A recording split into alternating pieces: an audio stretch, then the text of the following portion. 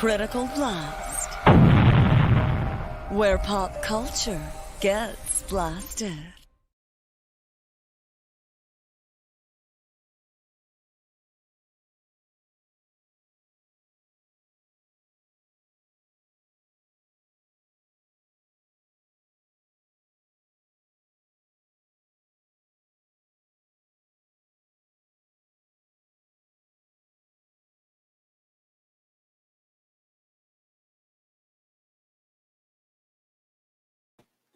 And hello once again this evening. We are back for a twofer tonight. I am RJ Carter, Senior Managing Editor here at criticalblast.com.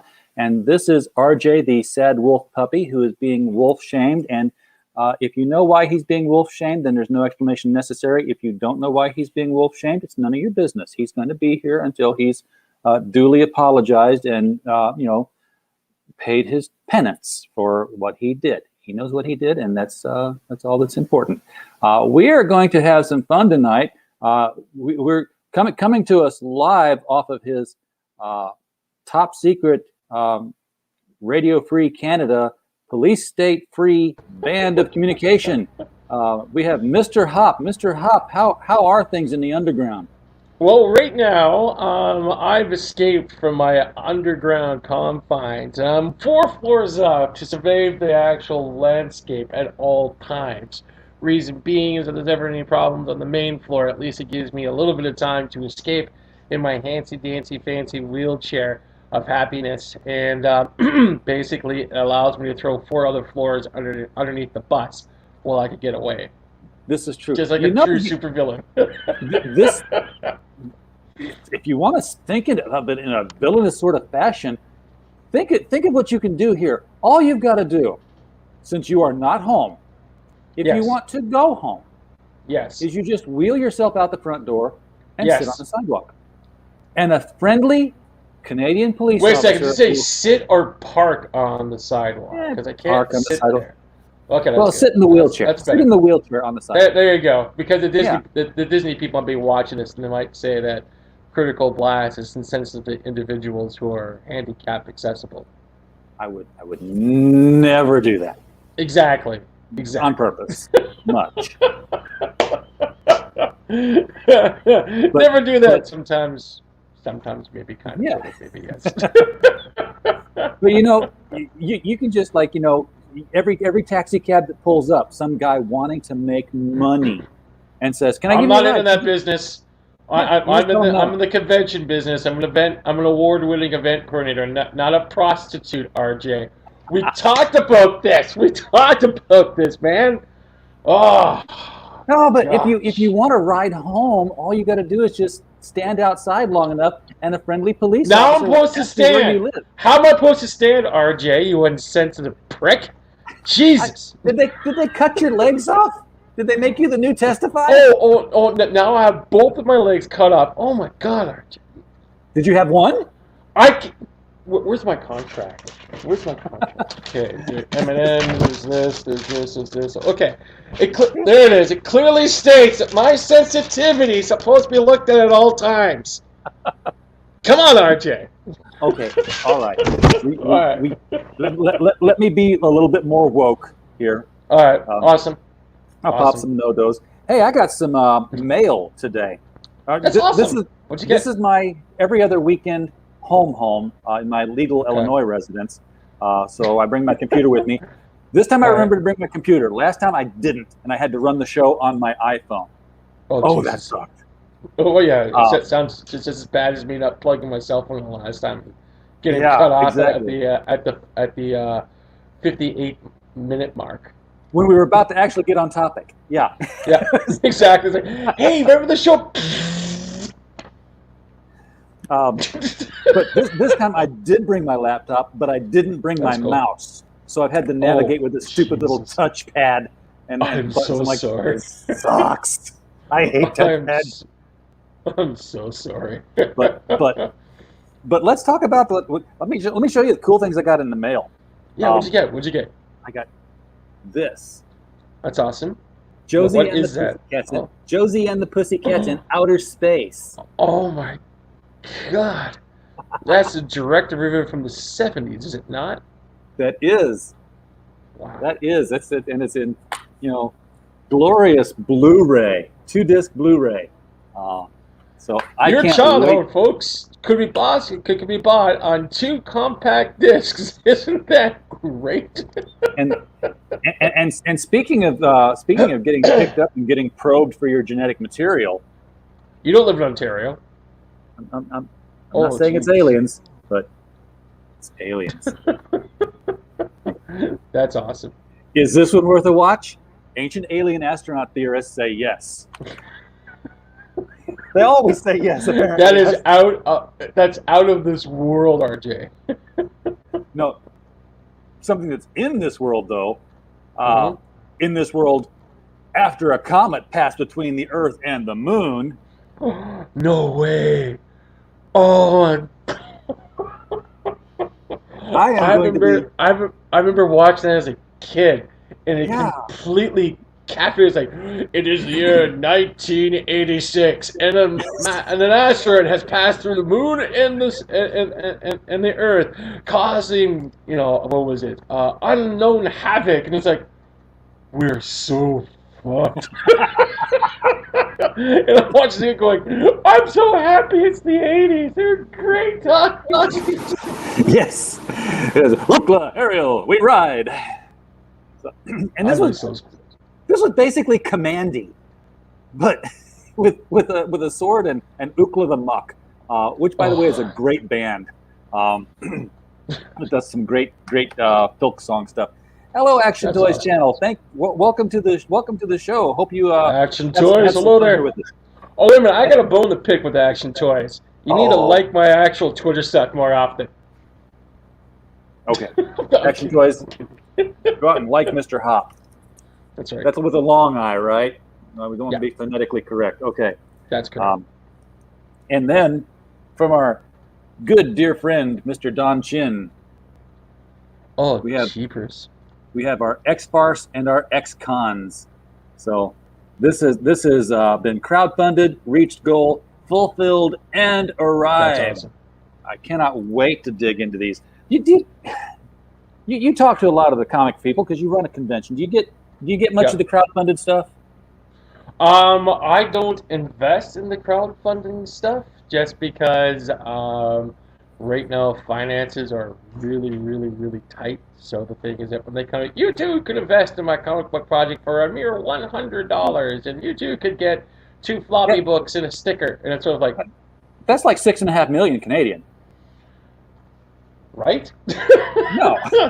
But the thing is that if I was smart and I wanted to get into marketing, I would give free stuff to a person like me because then I'll go on my social media and tell everyone about it.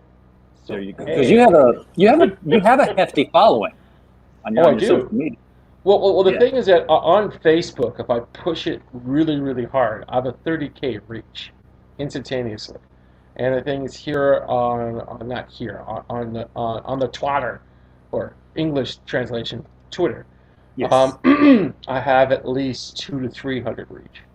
So if I really want to push something out there, it can be done. Now at the same time here, it really depends on the subject matter, what's going on, what links I use, so forth and so forth. But at the same time here, I also run the largest independent anime Facebook page of all of Canada, sitting at least 25K. So, yeah, man, it gets out there. I've been pulling more away from social media recently, just because everyone remember the Cambridge Analytica stuff that took place on Facebook and stuff like that. So it sort of makes me hard to get involved with a company that likes to sell other individuals as their main source of income and product.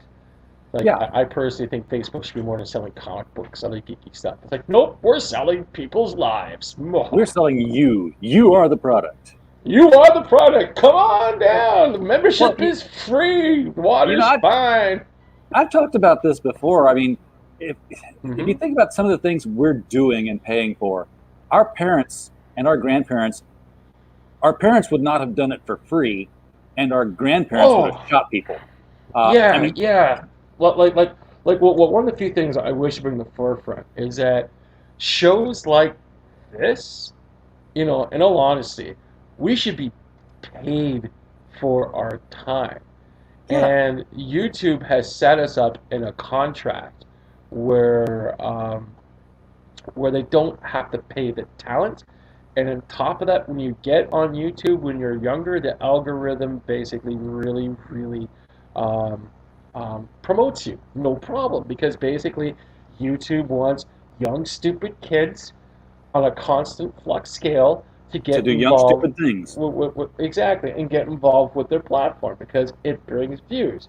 Us more seasonal near mint individuals are basically not adhered to the wonderful algorithm and constantly get pushed down the line.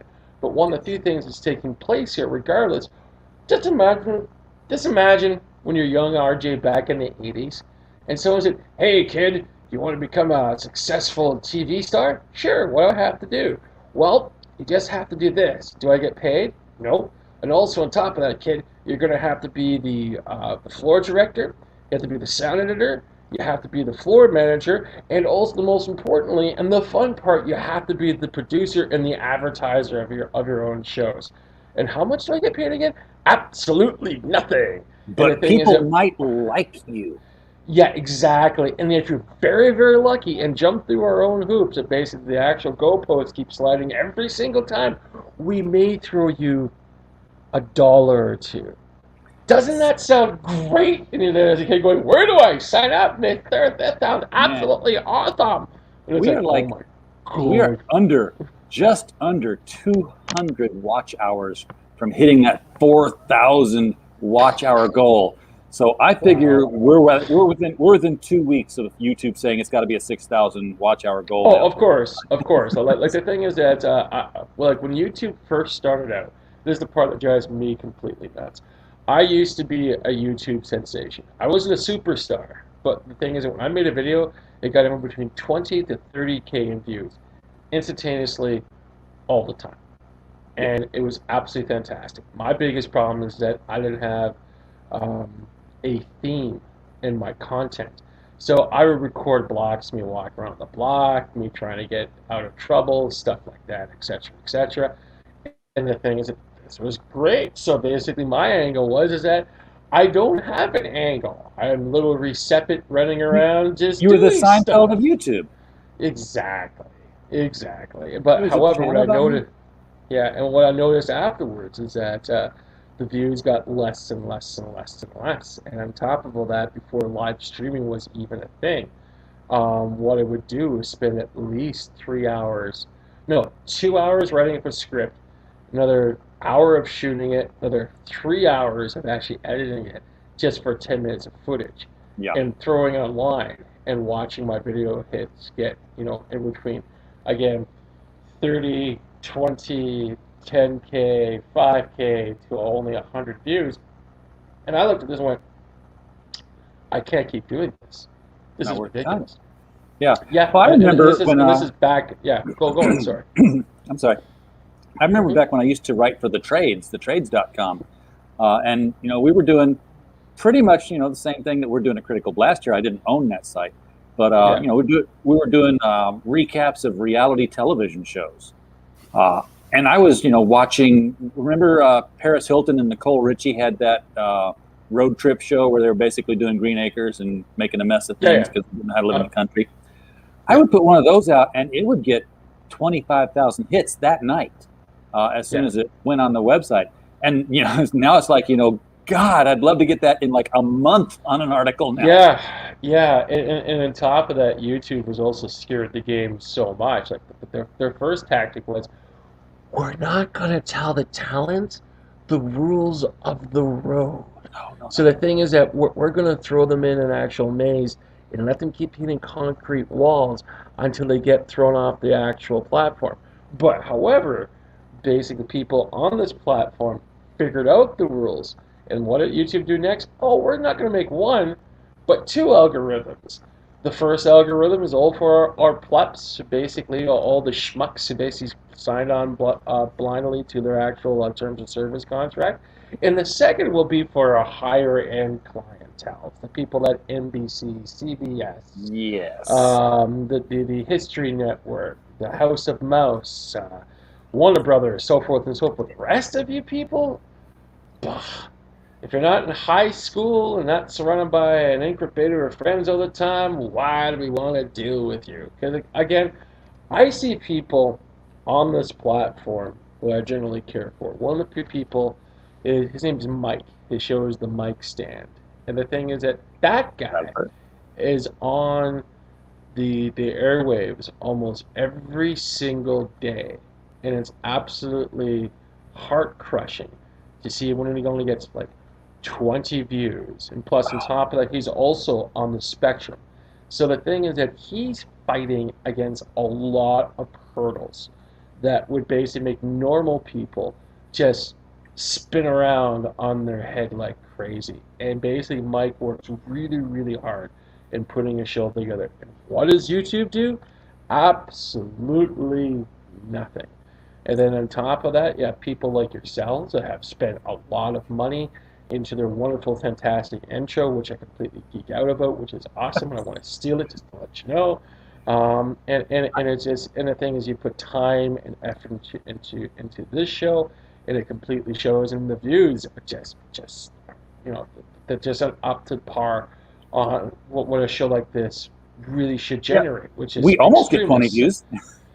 yeah, exactly. Which is like, you have to be kidding me. And then basically you got Action Toys, who, in my opinion, is doing a fantastic job with their 3D printing, coming up with things, basically restoring old He-Man figures and stuff like that. This is some really, really interesting stuff. At the same time, he's out there hitting the virtual the virtual sidewalk like the rest of us. And the thing is that the views there is not working either. Plus, on top of that, um, you got people like Crumb, who's basically really coming up with some really powerful, wonderful, fantastic articles that's happening in the immediate cosplay community. And the thing is that the views that Crumb should be getting should start at 4 digits and simply go up to 5 to 6, and they're not. Yeah. And that just blows my mind. I can't read this. What's this? That is that is Action Toys. Nation says burning out is what the YT algorithm is doing. He's Oh, yeah. eight plus bids a day at 3 minutes each. How does someone make quality at that pace? You don't.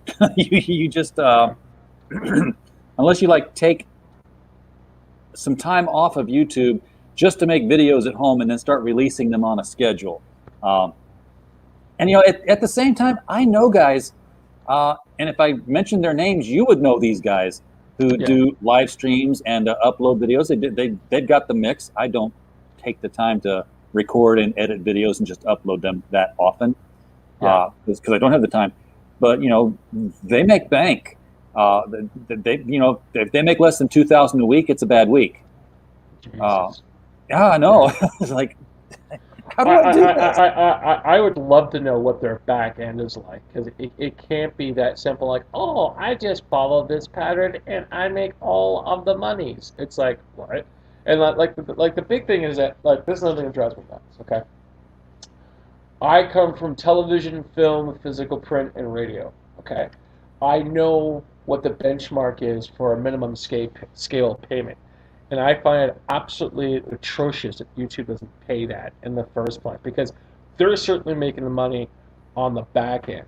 And one of the few things that drives me nuts is that to get the algorithm to even like you, you have to make at least 3 videos a day at 10 minutes apiece. That's a half an hour. For a full production company to even involve with that is hundreds and thousands of dollars. But everyone here on YouTube just keeps uploading that stuff like crazy. And it's just mind-boggling. Because on top of all of this, excuse me,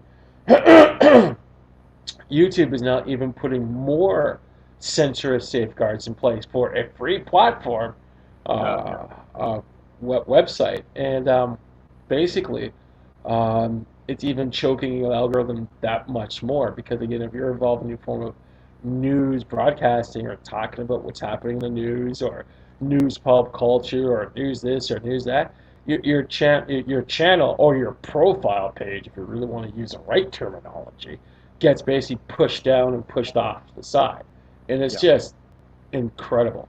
Like there's a saying, free is the most expensive way of doing business, and it's just astronomical. Like my heart honestly goes out to every content provider on this platform because YouTube should be simply doing a better job at the very least promoting your content that you've sweat, tears, and bled over and everything else like that just to have it thrown off to the side. Just mind-boggling. They're going to cancel our stream any moment now, because that's what They, Big they, Brother they're, does. they're, they're gonna try. We'll just go to something like Minds and just monopolize that platform. Somewhere there's like there, what's that? There's keywords. There's keywords, and are they talking about the beer bug? Are they talking about Amber Heard? I don't know. We should. That's another thing. It's like you mentioned Johnny Depp, Amber Heard in the same sentence, and I just demonetized this. I'm sorry. It's not monetized anyways. I don't care. I didn't mean to. I'm sorry, RJ. Please forgive. What we've got here is failure to communicate. Now you've been really demonetized. Yeah, I know. Go big or go home. If we're going to screw up a little, well, there's a lot more space to play with. No, I know the one that I've never gotten flagged for that. Oh, that's awesome. Because it's just this tiny little clip. However, this one that I've actually licensed the software for, I get flagged for this all the time. Are you serious? Can you roll it? I feel good.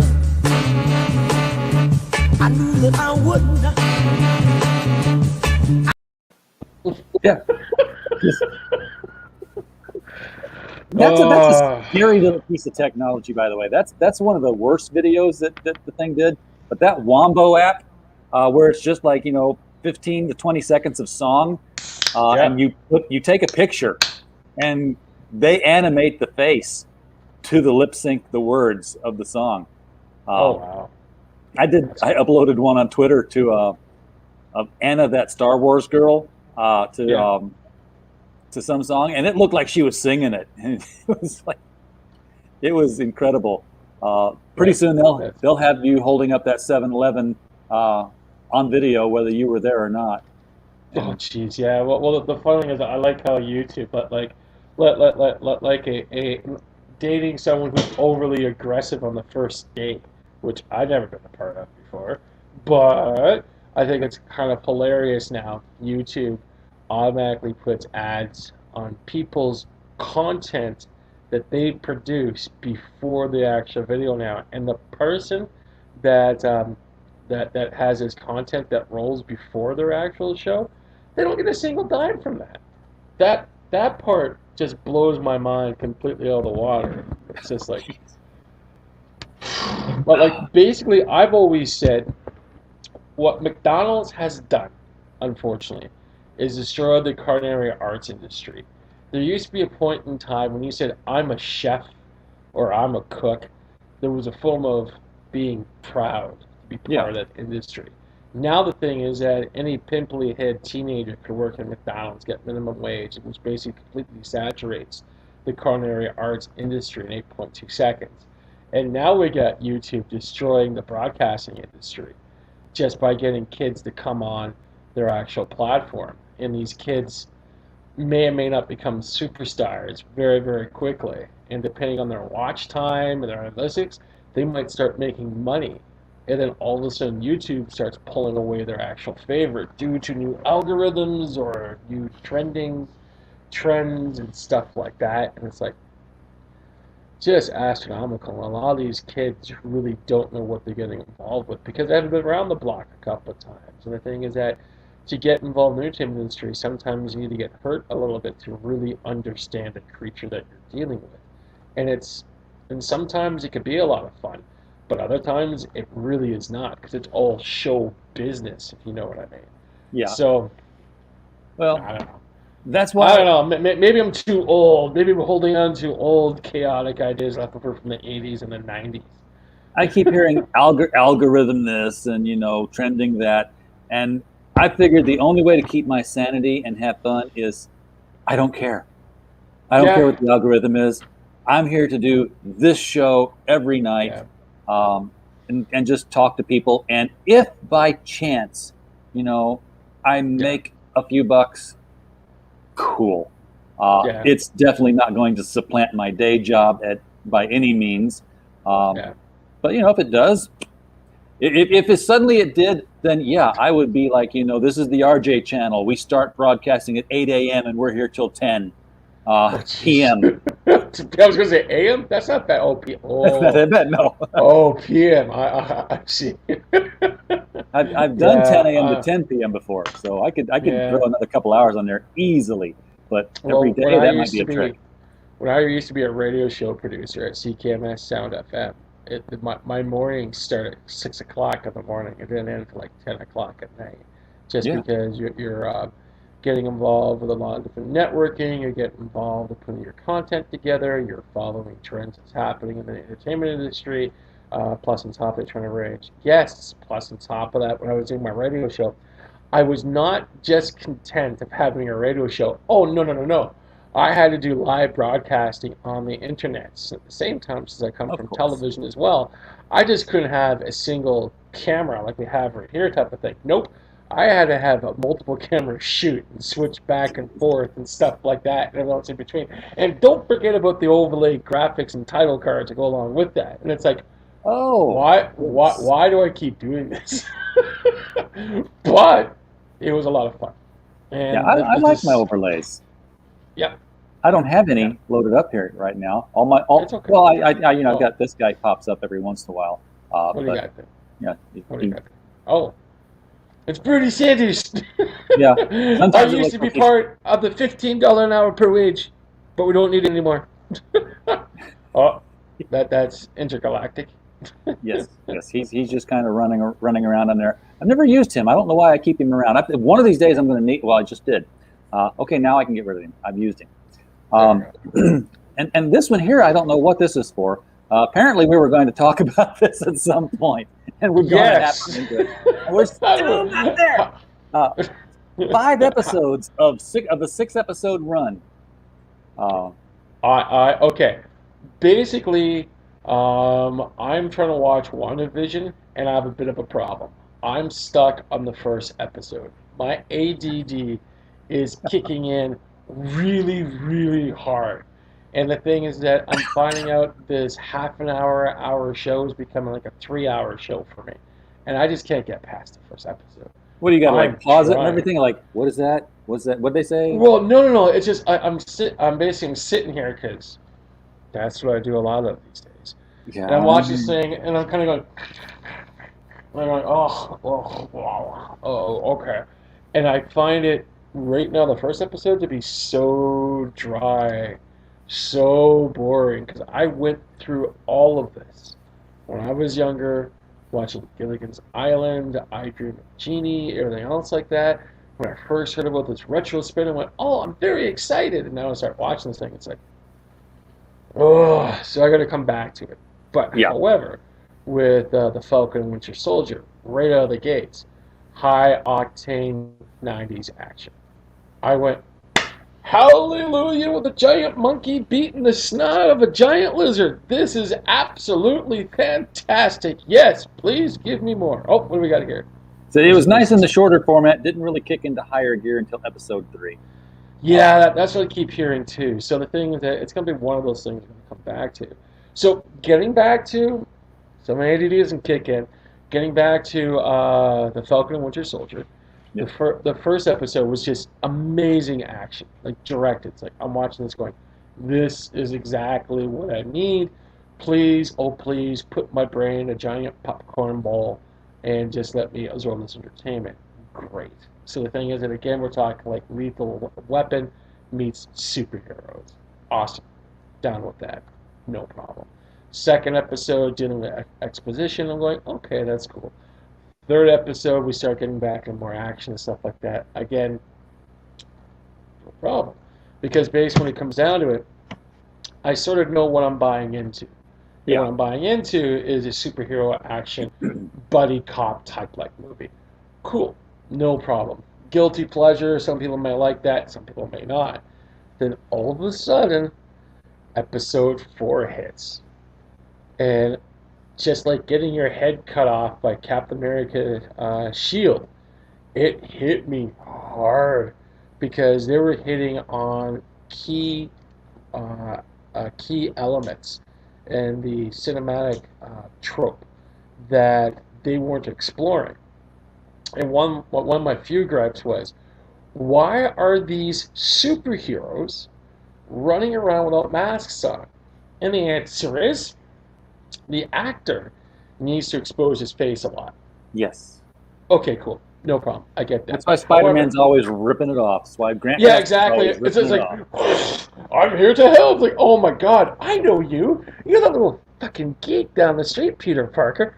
I know your Aunt May, and she would disapprove of your web-slinging ways. But, however, these conversations never happen. So the No. thing is that I personally thought, I said, okay, maybe we're living in stupid times and this is part of the superhero genre thing where people do this. Okay, cool. But however, outside of being a radio show producer, getting involved with television, film stuff like that, I'm also a writer. So the thing is that you have to wear multiple hats and get in multiple mindsets. And one of the few mindsets is the mindset of the villain. What separates a hero from a villain? And that's always been a good question to ask, depending on what you're watching. Sometimes the villain is misunderstood, especially in today's time, and you know this, RJ, Yes. that basically the villain is misunderstood, had a bad childhood, but deep down inside, the villain is really a good person. Just a lot of bad stuff happened He's in trying to do the America. right thing the wrong way. He thinks he's the hero. Exactly. We as the audience have to be sympathetic towards the villain. And I'm sitting there going, okay. Yep. Not Baron Zemo. Not Red Skull. No. Oh, exactly. And the thing is that people don't quite understand when you're a villain. The thing is that all rationale are off the table. The obsessiveness is gone. And what separates the heroes from the villains, the good guys from the bad guys, the white hats from the black hats, is that line. And the hero will work up towards that line, but he won't step over it. And the thing is that's usually protecting life and stuff like that. And again, this is part of the actual superhero trope, the actual, you know, the whole writing thing. Yeah. The Ragnarok And, Knight says the sympathetic villain is a trope often mistaken as complicated. Yeah, it's Yeah. So the thing is that as being a villain, if I have an emissary that I'm going after because that mofo has crossed me some way, shape, or form, I'm just not going to go after him. I'm going to go after his family. I'm going to go after his loved ones. I'm going to go after his actual place of work. Perfect example when Lex Luthor found out that Clark Kent was Superman. Like basically, like Luthor can't kill Superman because that would be the end of the book. difficult, exactly. But what Lex Luthor can do is find out where Clark Kent lives, buy his building, find out where Clark Kent works, buy the actual daily Daily Planet, find out where Clark Kent's parents are, and buy their farm. That's what a villain does to get under the skin of the hero. But however, again, getting back to the point here, a lot of Marvel movie stories never talked about this because again, mask comes off, everyone seems to be fine about it. But in episode 4 of the Falcon and Winter Soldier, for the very first time, we now have a villain who's lost their damn fool mind and now going after the Falcon's sister and little cousins. Yeah. When this came up on my screen, I went, oh my God, this is so wonderfully, evilly delicious. It's fantastic. Because she's just saying, hi, I'm looking for Sam's sister, and I'm thinking about killing you to basically tell Sam how serious I am in my own my own crusade of things. And it's like that line has just been crossed, and it was awesome how it came together. And on top of all of that, you also have what happens when you get an American icon basically on some form of steroid. They start losing their mind. And in this case, it's John Walker, known as Captain America. So before, powerful enemies. John Walker should be running around saying, "Hi, I'm Captain America, John Walker. How you doing today? Awesome." No. You need to protect that stuff. We gave you a mask for a reason. Exactly. And we it's didn't not give you just a hat. fashion thing. Exactly. And the thing is, it's just amazing on how these characters constantly keep telling about their secret identity and stuff like that. And now it's finally catching up to them, at least in the story arc. And the thing is, again, as I said before, what happens when you get someone like John Walker, who's trying so incredibly hard to live up to the ideas of an icon such as Steve Rogers. And the thing is that regardless which way he turns, regardless which way he moves forward with things, he's constantly getting ripped and constantly getting pushed back. And the thing is, as he keeps saying he's Captain America, at the end of the day, he's not Captain America. But the thing is, the character is not understanding this. But however, it goes into the desperation on what a person will do to get the respect that they think they should be getting. So that when he starts popping back the secret super serum, that is a very interesting thing because he loses his mind. It's like a person taking steroids for a long period of time. So basically, this is why he kills the one character that completely idolized Steve Rogers, aka Captain America, back in the day, because Steve Rogers basically helped his grandfather join the Second World War, and that's why he respects the snot out of Captain America, just to have him to be beheaded on a Disney Plus show. That's amazing, because one of the few things that I really liked is the movie Psycho, because one of the few things that Alfred Hitchcock never showed is the actual the knife going into the victim. It's all applied. Lots of quick cutting, lots of screaming, lots of things going down the drain, stuff like that, but never any point of action taking place. They used those particular aspects in episode 4, thus pushing that thing that much higher for a very silly Lethal Weapon / buddy cop film. And when I saw this take place, I went, this is probably some of the best writing that I've seen from Marvel Entertainment. They saved it until the show was half over there. So we got Mike Walters in the chat here. The Mike himself is here. So, yes, his ears were burning.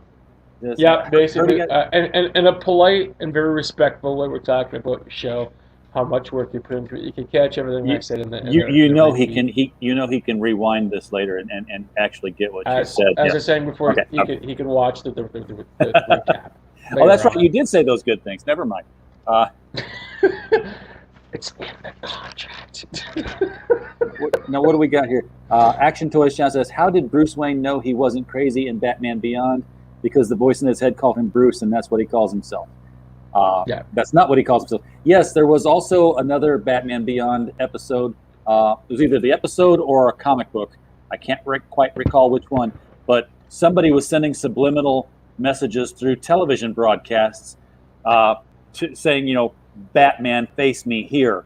And, Terry McGinnis, got the hypnotized, got the subliminal message, and showed up on whatever rooftop it was to fight the bad guy.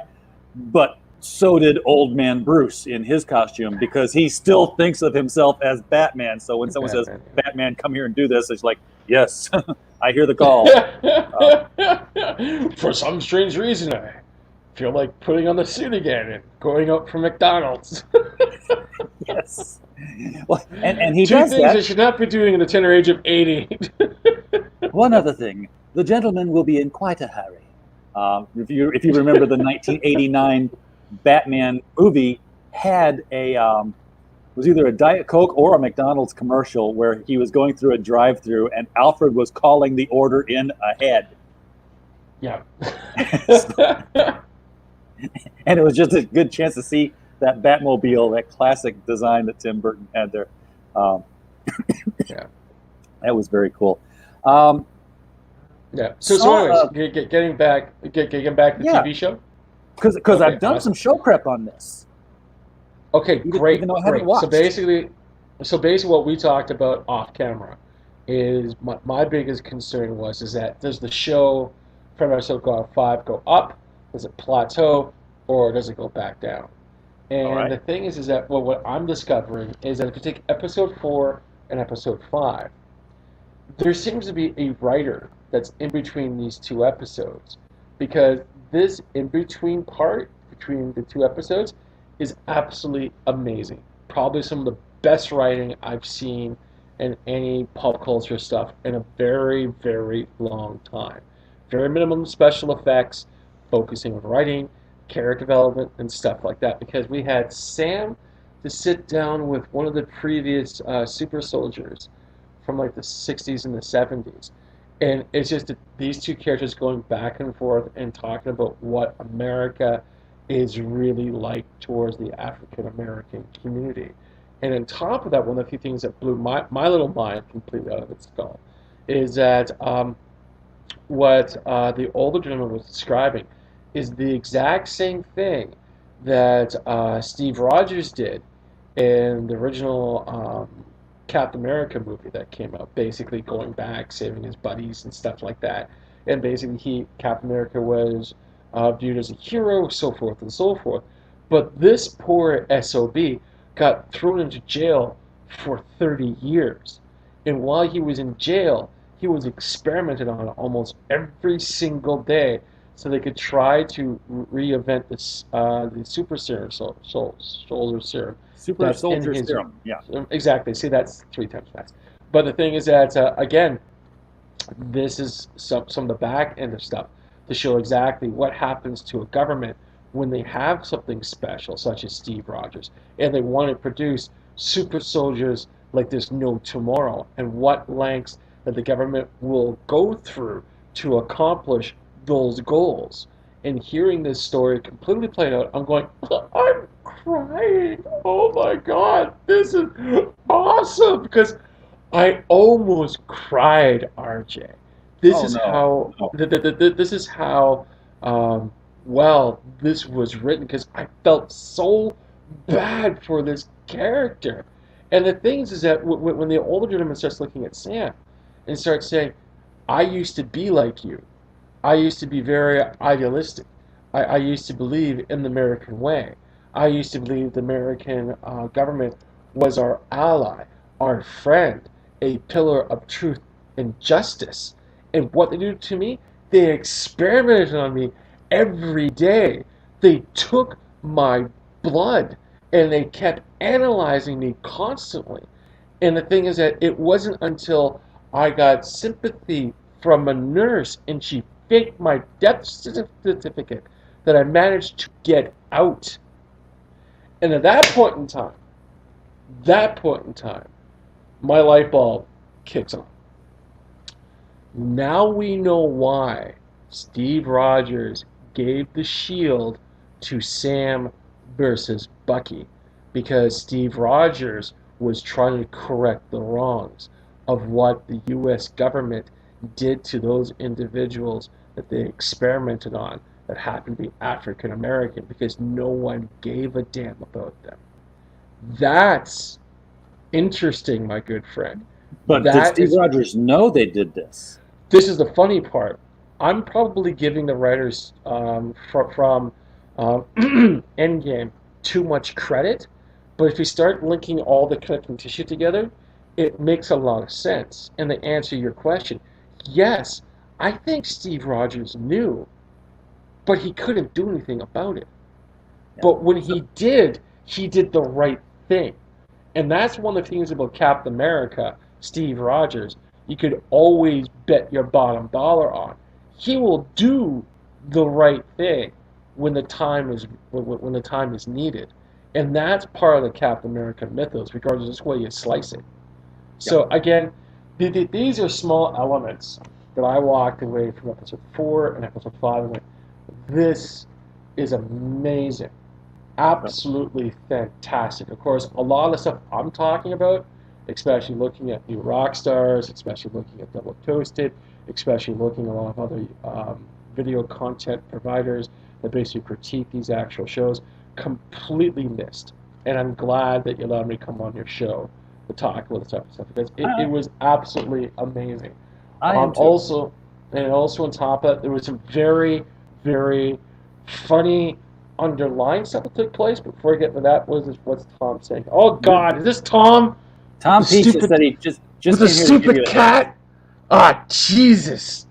Tom, you gotta do something about your cat, man. It's starting to Just smell. give you a- It's not because it's pooping too much. I can't pet it without fur coming out in my hands. You gotta put that thing on a leash or something. Jesus. All right, The what do we Ragnarok got here? Ragnarok Knight says, "Wait, what, dude? If that's the case, that is really cool." Which he's Yeah. referring to your theory there. Yeah, because the big thing is that this is a lot of underlying stuff that a lot of people are overlooking. And the thing is that this is the quintessential aspect of good writing. And I really feel very passionate about this. Plus, it should be celebrated and brought to the foreground. Appears this Disney Plus show that only has 6 episodes. No one's talking about a second season. But they're doing all this great writing because everyone, you know well as I do, and everyone else who's watched this broadcast, hates ideal politics. They really hate it.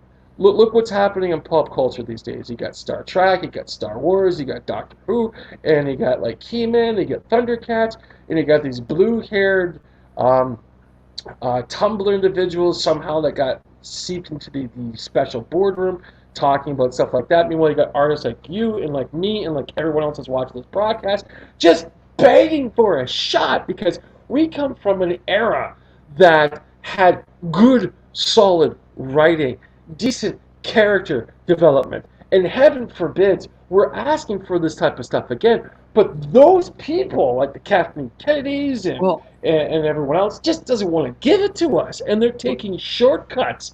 And they're absolutely friggin' deplorable.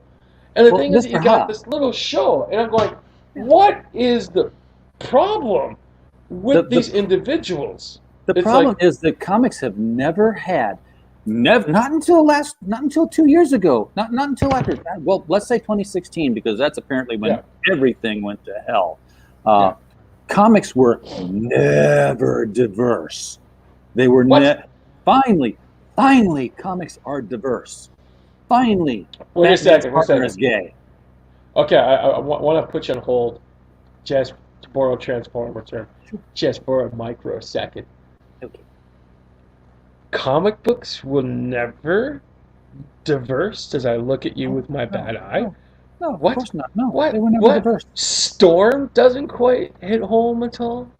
Wonder Woman, who's not, American or white, doesn't hit home. She's white European. Basically, what's his name? Shatterstar, not Shatterstar. North Star, the first gay Canadian superhero in the Marvel universe, not diverse. Not diverse. Ripley from Aliens, not diverse enough, perhaps. Not diverse enough. White woman. Oh my God! But anyways, continue your rant, my good friend. But I'm interrupting like an idiot. I apologize. The rest of us are sitting here like, okay, you have just discovered comics and you've picked up a book with a white person in it, and now you want to make it diverse, and you have absolutely no history with things like, Giant Size X-Men #1. Which had a German, a Russian, an African, a Canadian, an Irishman, and a Native American, all on one same team. Not diverse enough. Not diverse enough. No, it wasn't diverse enough. You've never seen anything from the Milestone universe, which is kind of sort of DC's fault for not allowing that universe to continue on anyway. So we'll blame them for that. It's. Every time they say, finally we have a black creator, I'm like, what about the guy who created the Phantom Lady and drew her in like the 40s? This conversation is absolutely hilarious because the thing is that it's people like us that could stare these people down on the platforms that we're building and look them straight there and kind of going, we could say so many things. We could say like, You just adopted the comic book. We were born in it. You know, that type of thing and Yeah, stuff like exactly. that. And basically look at him going, lady, you're not a fan. You don't know what this is all about. You really, really don't. Yeah, Why are you here? and And and, we and don't have enough women writers. I'm like, hello, Carol Kalish was in the industry, I oh believe, at one point. God, You know, and the list goes on from there. It's yeah, just and you know these what? people just don't know their industry. They It's were like, able to keep their well, jobs for a long time, Heather Antos. yeah, yeah, and the other thing is that as well, like, do people feel comfortable walking into a car garage and they see their actual car on the overhaul tilt and basically the mechanic goes, well, the doohickey here hooks up to the what's my bob thing there, but we took that out and we did some magic metal bending and basically put these two pieces together and here's your car back. We prayed Would you over it. would you drive that? Like, Yeah, no, really, would you drive that car off the lot going, well, I feel safe and comfortable? Then why would we do that with our own actual pastime? Especially now we're in a pandemic. Like, RJ, if I told you the best movie that came out of the North American box office was a giant monkey beating the snout of a giant lizard, you would laugh at my overextended ass. But you no, ready I for would want to this? go see that. But however, the thing is that it's not doing well. It's doing super well. Yes, And the it is thing is doing that very well. this is beating everything that these bimbos and individuals who think they're supposed to know what they're doing, Ghostbusters 2016, that they think that they think they know what they're doing, but they don't, Well, and it's very interesting. we just sent out today. In fact, I just mailed it Yeah. out. We got the medals in for our best Oh, of that's cool. Yeah, you 2020. showed us off. Yeah, yeah. Yeah, so the best movie according to our readers who voted on this and made the decision. Um, the best movie of 2020, Sonic the Hedgehog. I concur that. I really would.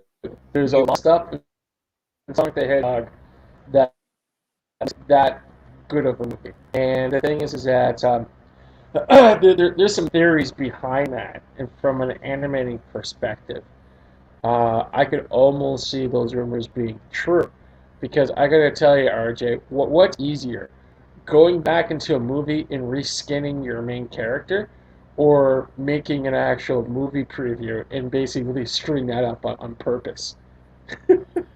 Yeah, Because yeah, the amount and of that's one of the. manpower that goes back in it, it's like, There was a lot of people who didn't want Sonic to succeed because Sony listened to the fans and like, oh my god, if this succeeds, well, we're always yeah, going to have to listen to the fans. yeah. And the thing is that even if that was manufactured, they still went with the better product, which was awesome. Yes, And absolutely. the thing Yeah, is that that's on top the of all same that, thing. yeah. Sorry, go on. Sorry. It's the same thing. If HBO, my God, if HBO releases the Snyder cut, then we'll always have to do what the fans tell us that they want to see. We can't Well, set that kind of a precedent. the thing is that with the Schneider cut and Warner Brothers and Warner Brothers HBO Max and stuff like that, that's really a different social study to itself. Because basically, when it comes down to it, the executives of Warner Brothers Production have been extremely stupid to put Yes. things in a very mild position for a very, very, very long time, because the executive board of directors just see the money coming in from Marvel Studios, which didn't exist at that point in time, making over $16 billion in all of their actual productions with over the 22 films they produced or something like that type of thing. Yeah. And basically, you got the Warner Brothers kind of going, who in the flipping fluff is these upstarts? We're Warner Brothers. We've been around for 100 plus years. Why We have don't we have Superman. this? Exactly. We got Superman, Batman. We got all these kind of characters. Why aren't we doing this? Well, it's because at the coffee time, you wanted this, and we gave you that, and well, I was stupid back then, but I need this now. We need to pump this. And basically, it was rushed. Yeah. It was horribly, horribly rushed. And on top of that, as much as some people may like to burn me down in my hospital room, um, Zack Snyder, you know,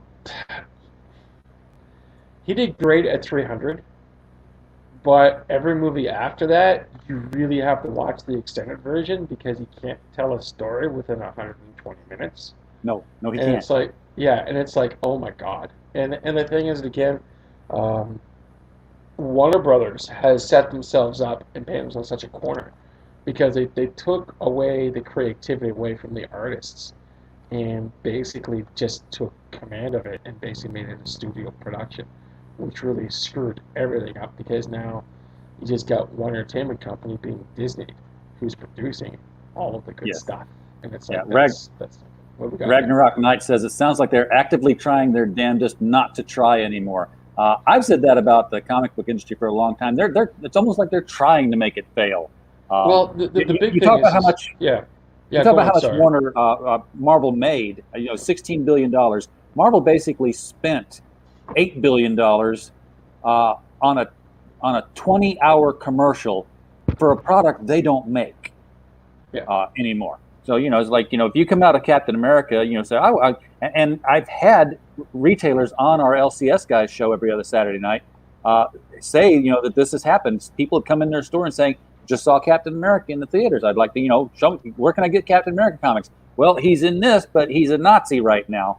Well, never mind that. How about Thor? You got the Thor comics. Yes, but Thor's a woman right now. Iron Man. Give me Iron Man. Okay, yeah. Well, who's this teenage black girl? Well, that's Iron Man now.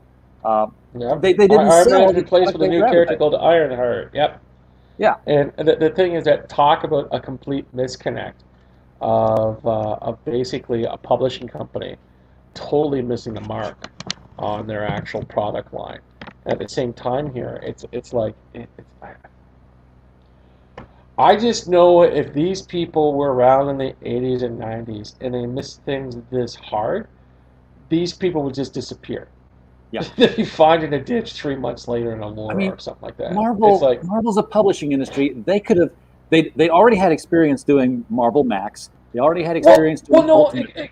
it goes even beyond that. Remember a point in time, RJ, when Marvel used to be a comic book publisher, and they Oh yeah. took on other production company ideas. Like as an example, you could get Raiders of the Lost Ark, the comic book from Marvel, from Yes. back in the day, and these two studios were completely different. You could get the Dark Crystal. You could get this. You could get that. And the thing is that Star again, Wars. the thing is that this is coming from a company that was involved in advertising. And the thing is that now we fast forward from that point to modern day. And the thing is they can't even get their own intellectual property in line. It's Yeah. like who releases Captain America as a Hydra agent when Captain America the movie is just rolling out? Who kills off the main character of Iron Man being Tony Stark when Iron Man is just rolling out, is making billions and billions of dollars in the box office? To cultivate new ideas and a whole new audience and basically getting the most Yeah. important thing, kids involved with the product line. Who misses that mark and still continues to be around these days? And we got Marvel Publishing. Which The is only way you can do that is if you're doing it on purpose.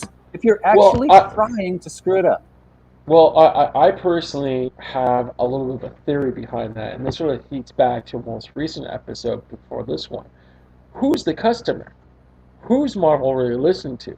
And I think when it comes down to it, they're listening to the House of Mouse because today I just watched a couple of videos and how Disney basically rejected a bunch of really, really good pitches because they weren't diverse enough.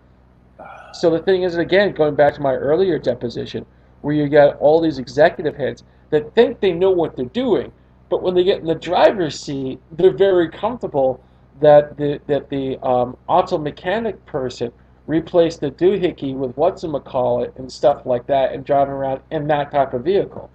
Like, I don't get these people. And at the same time here, to add even more salt in that open wound of things, I might have mentioned this before in our previous broadcast, but long story short, you have one comic book title in Japan called Demon Slayer that has made more money than the whole North American comic book publishing industry combined. Yeah. That should be a complete wake-up call for those people saying, maybe listen to the blue-haired individual from Tumblr. Maybe Who's not not the going to buy best your thing to comic book do. anyway? Well, the thing is that just to get on that rant for a very quick second, the industry is making out like a bandit because it used to be back in the day you could spend 25 cents to $1 and buy a comic book. They were cheap, they were affordable, they were exposable content. Plus, on top of it, they came with the promise that one day they become collector's items and you could Yes. cash them in and buy a house and stuff like that, etc., etc., etc. But the thing is that now the publishing industry these days are making 4 times their profit for each comic book they sell. And right now, comic books are selling for six. Excuse me, I'm sorry. Six. I don't believe I'm puking in my mouth when I'm saying this. $6 a book, Yeah. and they're still substandard. Oh, you cannot raise your price point to $6 a book and try to find a new audience for it. Yeah, exactly. While at the same time, not expand your audience and grow your audience, find a completely new audience because you're telling your old audience to fuck off.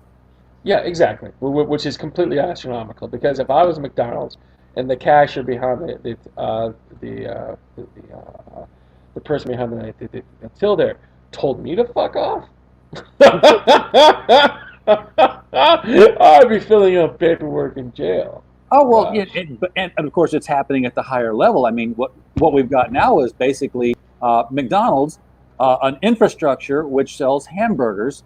You Yep. know, and the infrastructure is so huge that when McDonald's introduced the Egg McMuffin, because the Yeah. infrastructure was in place, overnight, day one, they outsold Denny's and IHOP combined in eggs, in egg Yeah. consumption, because the infrastructure was there. But Yeah. what's the sign say outside McDonald's for their burgers? Billions and Billions and billions sold. billions served. Yeah. Guess what? That's success. So what Marvel is basically doing, if McDonald's were to follow the Marvel and DC methodology, they would basically say, okay, you know what? We're selling tofu and carrots now. No, we Yeah. don't. And it's not like we're adding tofu and carrots to the menu. No, we're scrapping the entire menu and we just sell tofu and carrots now. Yeah. Exactly. It's mind-boggling, and as consumers, we're putting up with this. And the biggest thing that I really feel bad about is that the only way that these larger companies are going to learn is us not buying the product.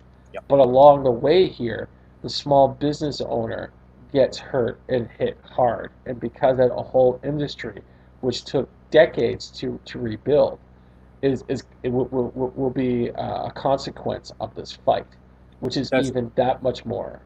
if the LCS shops, if your local comic shop is not, dare I say it, diverse in their product offering, it will definitely be the case. I still go to my comic shop. I just don't buy DC and I don't buy Marvel.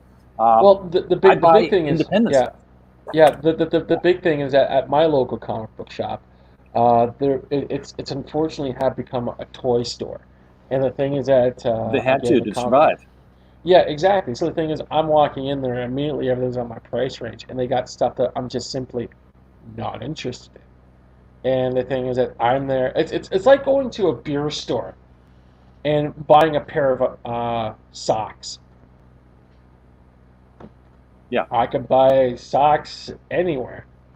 Why do I want to go to the beer store and buy socks? I came to the beer store to buy beer. Yes. I want to go to a comic book shop to buy comic books. I can't do that anymore. No, because you got to get So- past the magic cards and the Funko Pops and the. Yeah, and usually that stuff wouldn't bother me, but the thing is that over the years, when it starts becoming like it used to only be 10% of a comic book shop, and that became Yeah. 30%, 30% became 60%, now it's becoming 80%. Now It's they're like- Funko stores where you can happen to buy comics. Yeah, pretty much. And the thing at the same time here, people really don't understand that the ideas come from the comic book industry. Why? Because it's a horrible, cheap, expendable format to make ideas with. It doesn't work. You just throw them away and put a new one in there. Yeah. and stuff like that. No problem, because again, it's all about physical print, so forth and so forth, which is even that much more important. But it's really mind-boggling how Jim Shooter from back in the day basically established the comic book industry to have it being ripped apart today by corporate board members trying to get as much money as they can out of the products and selling that to whomever. Actually, more or less, the comic book shops. And through the comic book shops, we, the actual consumers, are not buying as much as we used to because we've been producing nothing but crap for the last 15 plus years. Yeah, and we're not going to eat. It's We're just- not going to consume that. Yeah. Hey, Falcon and Winter Soldier. Yeah. I actually did some show prep. So basically back to that little nugget. As I said before, episode 4, episode 5, you have this really fantastic writing between them, because at the end of episode 5, it went back to the more buddy cop superhero trope and stuff like that. And one of the funniest things that a lot of people overlooked from all this, which makes me laugh and laugh and laugh, is you got the scene opens up, and you've seen this in the actual the trailers, where you got Sam and Bucky throwing the shield back and forth, and they're basically bouncing off trees, and they're catching it and throwing it back and forth, basically relieving some stress, and also at the same time here, getting their feelings out, becoming more friends, stuff like that. It's a really good scene.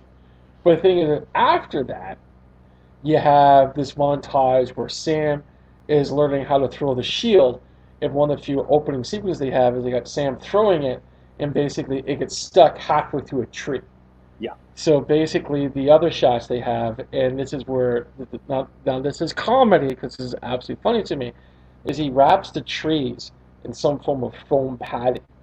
So what's happening is the shield bounces off the foam padding. So what I'm picking up on is that how to defeat Captain America's shield is just wrap everything in foam padding. Yes. It should be fine. So if that terrorist wrapped in foam padding, when John Walker hit him with the shield, he'd be fine. He'd be okay. Yeah, He just exactly. needs some bubble wrap. Yeah, exactly. So the thing is that you have that. And the next sequence after that, which I laughed my ass off, was this. As I mentioned before, Sam throws a shield. It goes right in halfway through an oak tree. So basically Sam has to pull it out and try it again type of thing, which is great.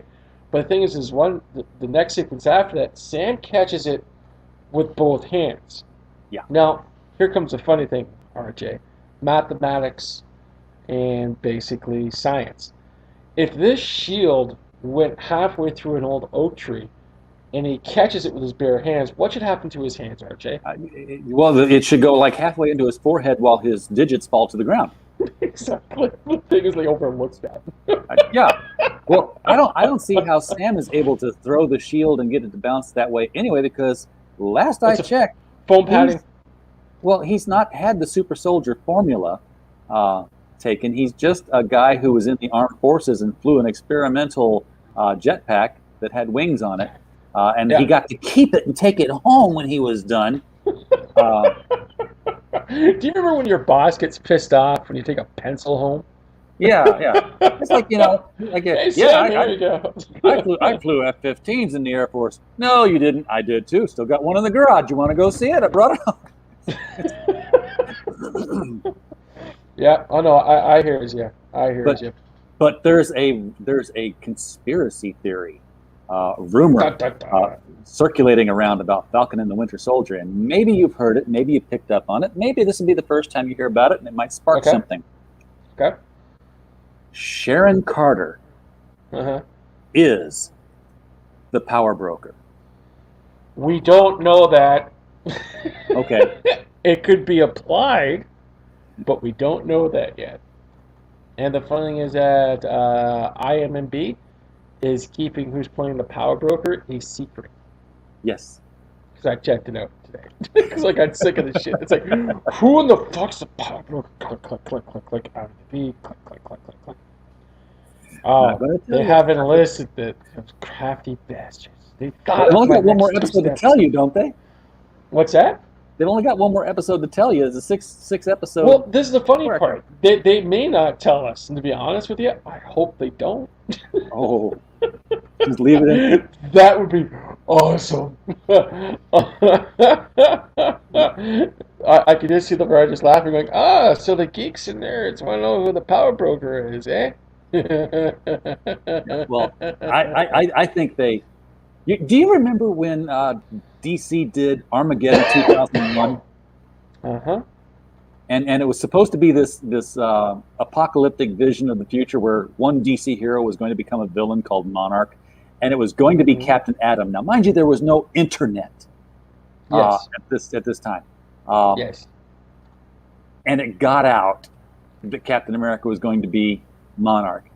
And DC said, well, we'll just fix your little red wagon. We'll make it pop.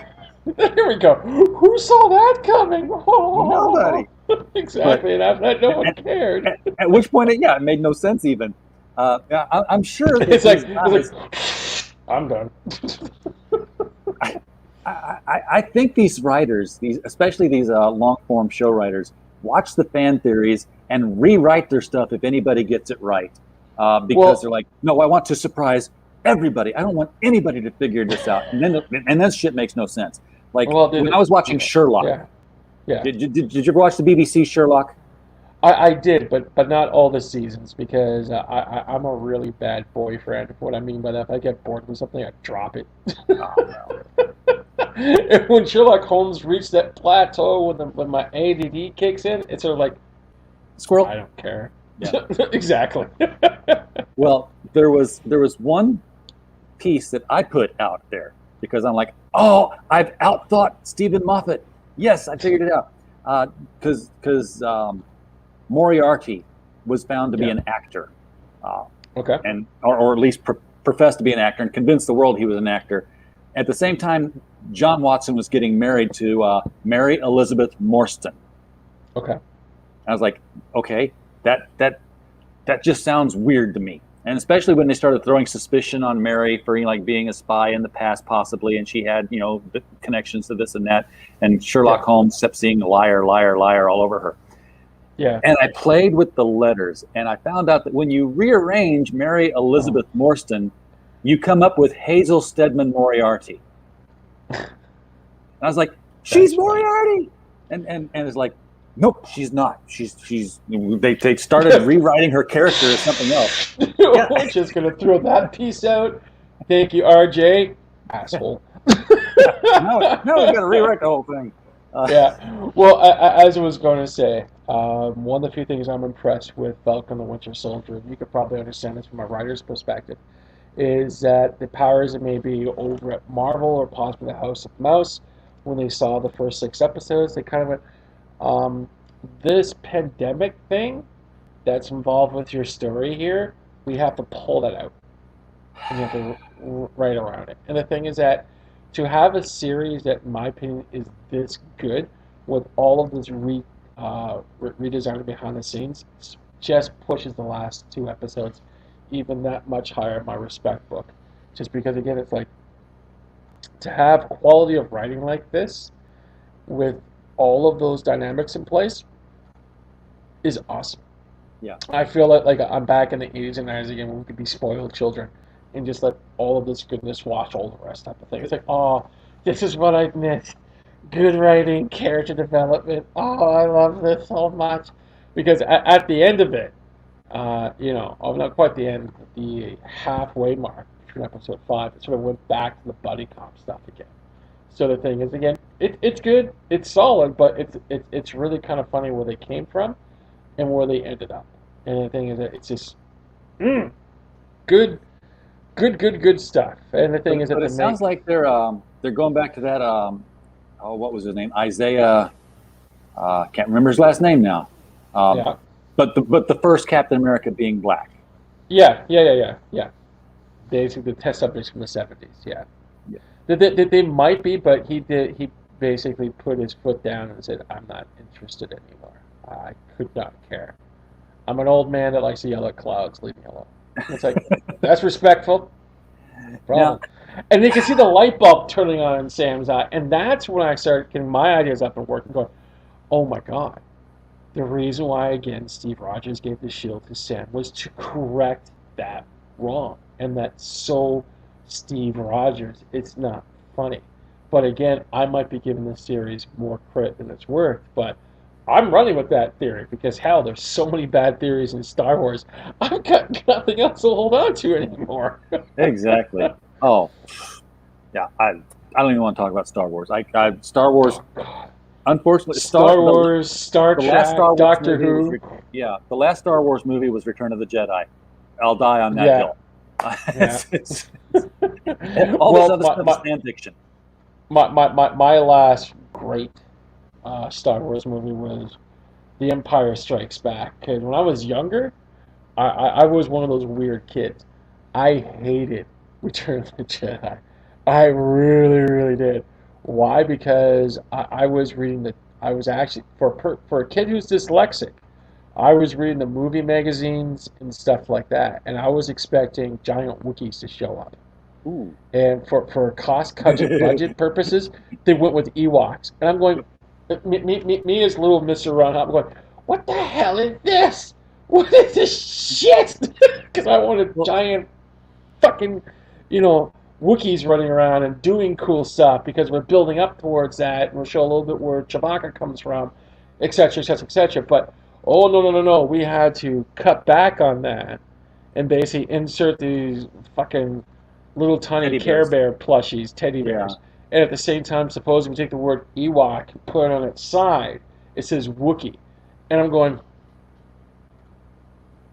No, it says woke. It was heartbreaking.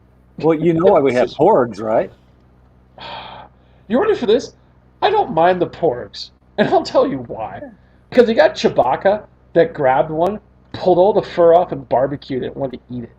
Yes. When I saw that, I giggled my butt off for hours. Because everyone's going, oh, that's so sad. Why is Chewbacca doing that? I'm going, why wouldn't Chewbacca do that? They're cute, they're cuddly, they're like chickens, they taste delicious. Great. Exactly. What's wrong with this? Do you see the word carnivore with Chewbacca? No. The character's a meat eater. And they pushed it even further when they made the horrible movie that no one talks about, which is basically the Han Solo experience. They had Chewbacca as a character that used to eat people. Yes. Yep. He was a bad dude. But basically, I forget what it was, but wherever they were filming this at, there was a form of wildlife like seagulls that they could never ever film without some of them just photobombing the set. So they said, we'll just digitalize these things into something else. We'll make porgs, and it's just an ever-present porgs. That's the origin of the porg. Mike Walters in the chat says, Mr. Hoppe, since we had not talked in a while, I was not even aware you were still keeping tabs on my work. Yes, he is. Yeah. He's got nothing better to do. Come on. Well, exactly. I got really crappy internet here at the hospital, and I don't want to say I creep on people's broadcasts, but I remember back in the day when basically a viewing audience was exactly that. But today with YouTube, it's sort of like, oh, everyone can add their 2 cents involved, and it's awesome. But however, getting back to Falcon and Winter Soldier here, one of the few things that I thought was absolutely hilarious, that again no one's talking about, is how the new Captain America, being Jack Walker, and Shadowstar managed to catch up with both the Falcon and Winter Soldier. Do you remember that particular sequence? I didn't watch the show, right? You didn't. See, this is the best part, and I'll fill in the gaps here. Basically, Captain America said, or John Walker said to the Falcon, we just followed your tech because the U.S. government has been following it for a while. So wherever they went, the U.S. government knew exactly where they went to. So when I heard that, I kind of went, oh, that's interesting. Circle it, put my boat on board, no problem. Isn't it kind of funny that the wonderful people in Wakanda gave the Falcon his new costume? I wonder what tracking devices are in that particular costume, because one of the few things that I liked is, again, the sequence in episode 4 is when they press Shift Alt Delete, and the Winter Soldier arm came off. And everyone based on some negativity about that or some positivity. Me in my hand, I went, that makes so much sense. It's like, hi, Bucky, we have this arm for you. Would you like it? Bucky goes, oh, yeah, sure. There we go, no problem. And all of a sudden, he gets into a fight with the Wakandan, and the whole thing just comes off. There's a bigger story being told here in between the raindrops. And it'd be very interesting if Marvel keeps picking up with it. I hope they do. Because I think there's a bigger fight. And that fight is the fight for information between the superheroes and the general public. And right now, Wakanda is winning, and the U.S. government doesn't even realize it. All they got to do is It's very, very interesting. if they send in Bucky and Bucky and Sam to Wakanda for any reason, they're suddenly going to find their tech just quits. Well, not quite being quit. The thing is, it could be tracked. And Yeah, I'm pretty sure that it could be listened into at the same time. Because now we're talking about the magic of Wakanda technology, if you know what I mean. And the thing is that I could totally see the Wakanda Council doing stuff like that. So it's very interesting to see all this stuff play out. Again, I might be reading too much into things because, I do that from time to time. But the thing is, that if I'm right, oh my gosh, we really have a really deep, good story that's taking place here. And also on top of that, one of the few things that sort of came up in episode 5 is what's her name from Seinfeld? Victoria. But you can't call her Victoria. New character. The funny thing is that everyone thinks it's this, I think it's that. I personally think it's a lead into the what's it called? When the Skrulls come in, what's that series called again? The Secret Invasion. Yeah, Secret Invasion. So I think this is the beginning of this planting seeds for the Secret Invasion storyline they want to run with. Cool. So I think that's a very interesting angle too. I don't know. There's a lot of stuff that I really like that's happening in Falcon and Winter Soldier that's taking place. I'm hoping that a bunch of other video broadcast producers click into this and start talking about it too. Because the thing is, I really feel that shows like this could be a love letter to be sent back to these individuals to produce more good quality content. Yeah, And I and think see that's what's missing. the thing that Disney Plus is doing that they didn't do with Netflix is that they're making these series directly tied into the MCU. That we're dealing with characters we've seen. Netflix went out of their way to dance around the MCU. And even Agents of Shield. You had Agent Coulson. The only thing out of the MCU was that. The funny, yeah. See, the funny thing is that this is where I sort of like pull you away from the chalkboard a little bit, because the thing is that we both know the reasons why behind this, because it comes down to contract obligations.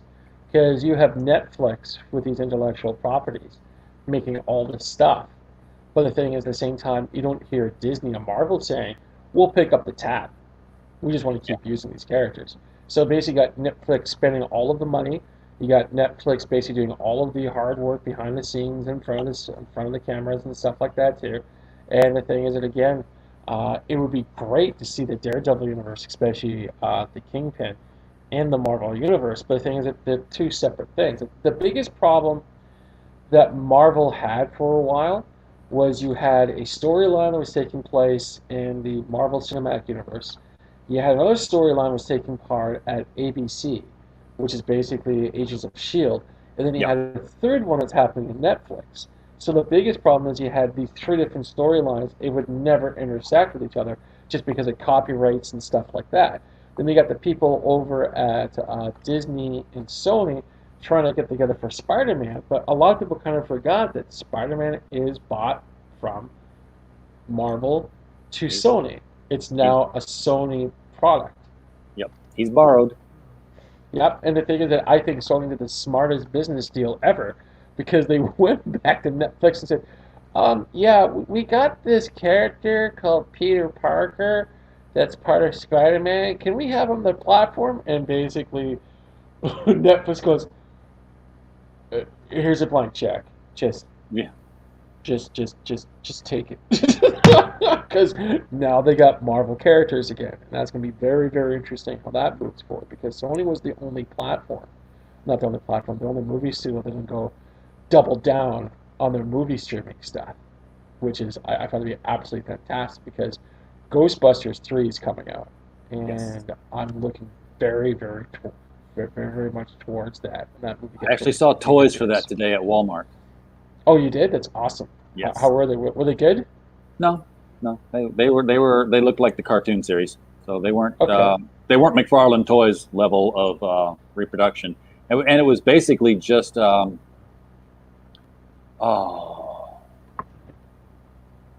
I can't remember the character's name now. One of the original characters though. Uh, Egon, Ray, Winston. Instant. Okay.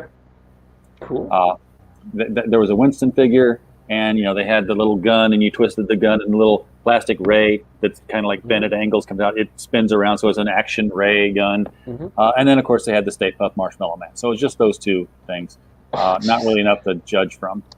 Did you see the bumper they released with all the little Stay Puft Marshmallow Mans running around? Did Yes. you see that trailer? I thought a lot of people hated that, but when I was watching it, I was laughing my butt off because I just thought it was the funniest stuff going.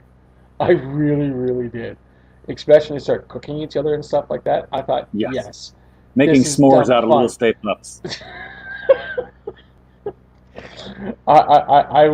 I'm going, yes, give me more nonsensical nonsense than this, please. Can I have more on the side, please? Thank you, Because please. we had so much of that in the first two films. I mean, there was a very little a bit of scary in it. Yeah. Um, but there were important lessons in Ghostbusters.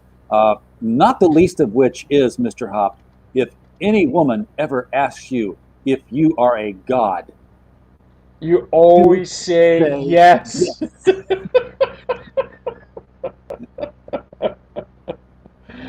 The biggest thing, one of the biggest laughs, not the only laughs, one of the biggest laughs I got is at the end of Ghostbusters, when you see our the three characters just coming down from the apartment building. They're completely in goop, and they're basically going, "Yeah, we had a hard day. We worked really, really hard." And they got like the full of goop. It's like, and then you see Yvonne. No, not Yvonne.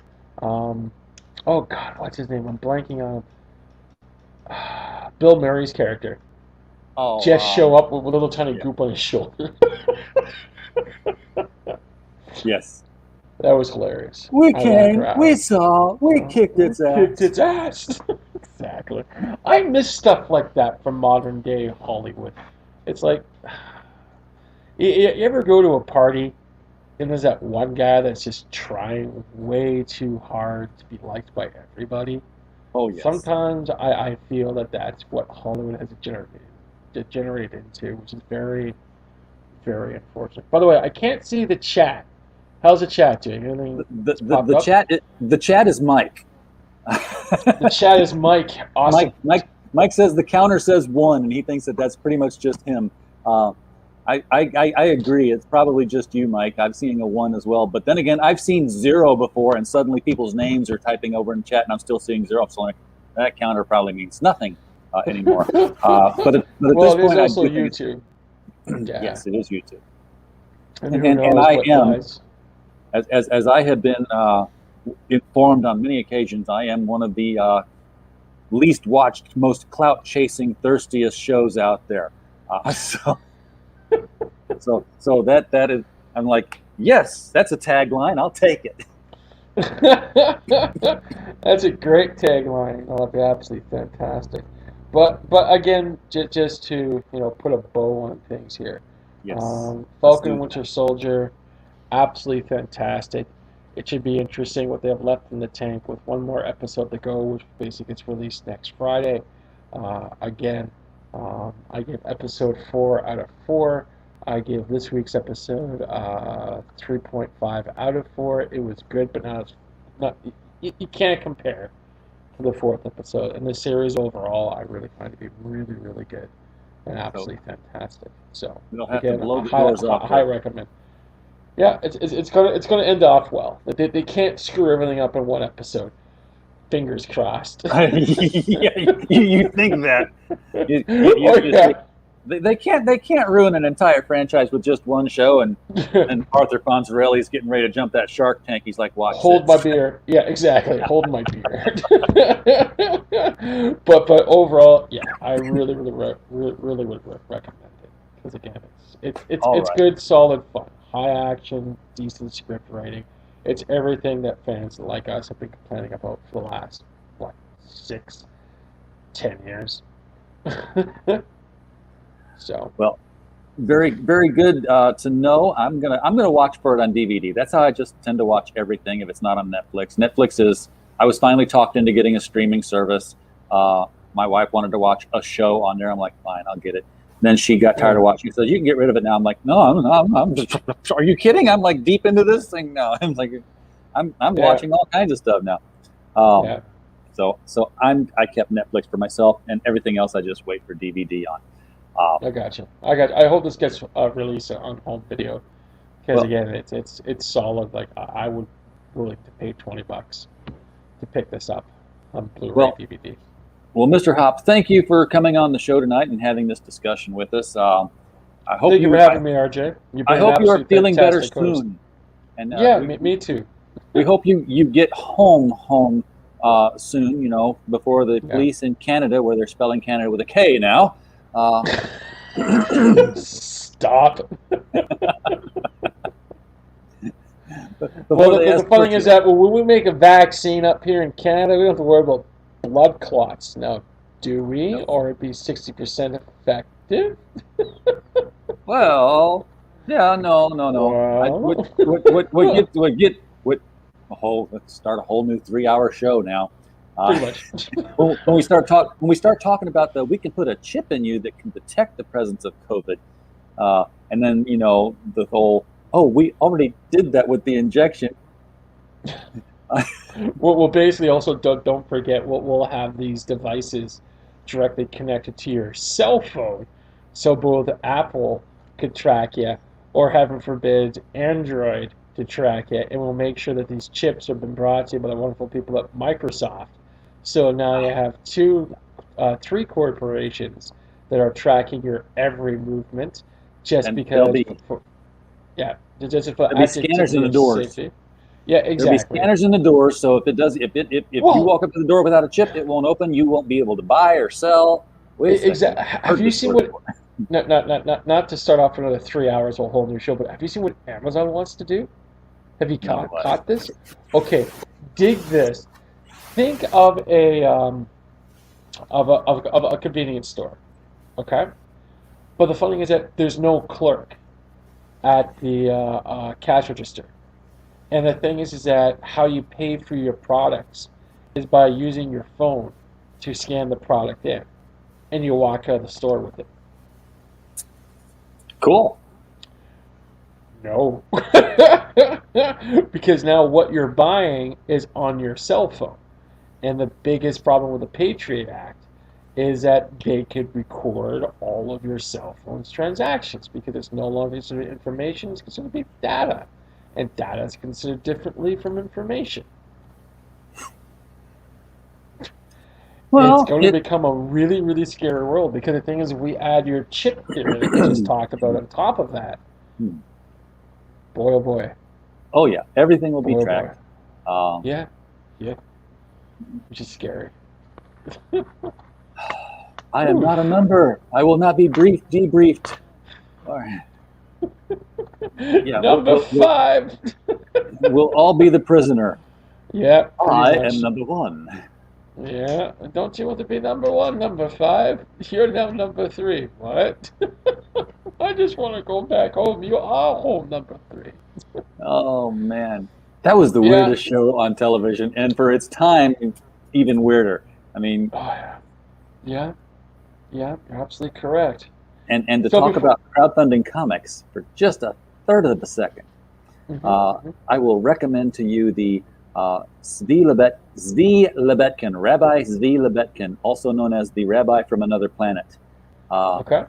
who has a crowdfunded book, which is his comic book bonanza, and he's it's in black and white, beautiful line illustrations, and it's basically a love letter to the '60s.